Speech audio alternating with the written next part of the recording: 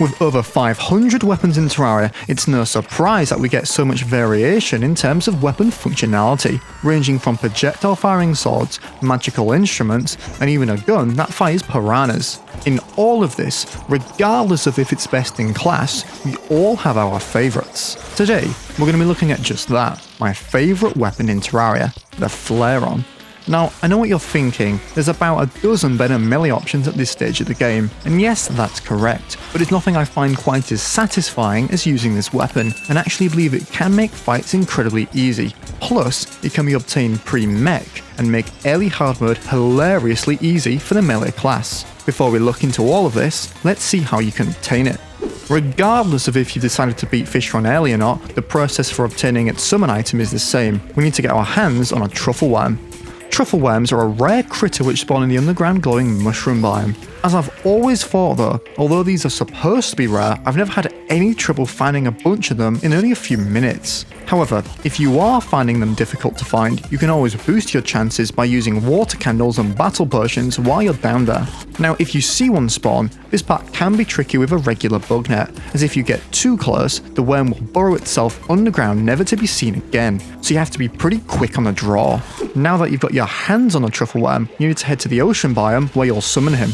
I would make a large platform to help with mobility, and when you're ready, chuck in your rod and wait for Duke to bite. For this fight, I'm using gear you'd typically have around pre-golem, as this is the recommended time in progression to fight him. I'd highly recommend using the Scourge of the Corruptor if you're playing melee, as it deals high damage and homes. As long as you keep moving, the fight should be pretty easy and be over with quickly. Now, the Flairon has a 1 in 5 chance of dropping from the treasure bag, but don't be upset if you don't get it first time, as all of Duke's drops are incredibly solid.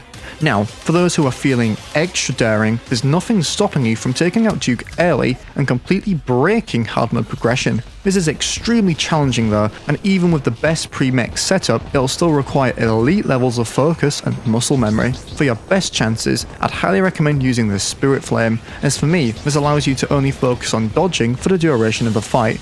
If you want to stay strictly melee, I'd use the Shadow Flame knife, and for you rangers, I'd use the Uzi. Whatever you use though, beating Duke early is far from impossible and can be extremely rewarding.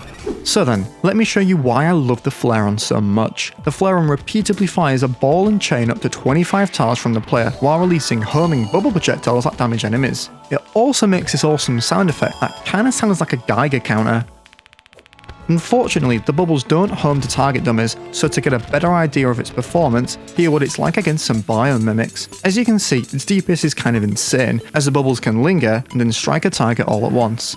And don't forget that the flail itself also deals contact damage, giving you a bit more control on what you hit. What I also love about the Flairon is how versatile it is. Not only is it great on single targets, but it's fantastic on large groups, turning these mummies into a pile of dust. Now, speaking of single targets, I think it's about time we checked out some bosses. If you've obtained the Flairon pre-mech, it's my personal favourite melee weapon to use against Plantera. It absolutely melts its health and gives you more than enough space to keep clear of Plantera's body.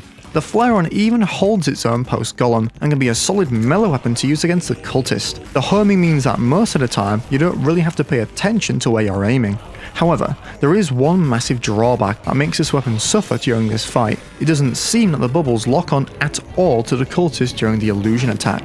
Luckily, it's no biggie if you hit the wrong one, as the damage is high enough anyway to have the fight over and done with quickly. So, as you can tell, I might be a little in love with this weapon. It's a blast to use and there's nothing really quite like it. This alone makes me look forward to taking out Fishron as early as possible. What do you think? Do you love the Flairon as much as I do? Let me know down below. Thanks for watching. For more Terraria content like this, drop a like and subscribe, and I'll see you in the next one.